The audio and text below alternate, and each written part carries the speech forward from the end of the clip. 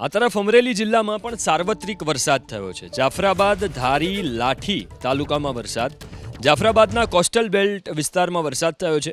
નાગેશ્રી, મીઠાપુર, દુધાળા સહિતના ગામમાં વરસાદ થયો। લાઠીના આંબરડી સહિતના ગામોમાં વરસાદ થયો છે। લાંબા વિરામ બાદ આ વરસાદ વરસ્યો છે, જેથી ખેડૂતો પણ ખુશ છે।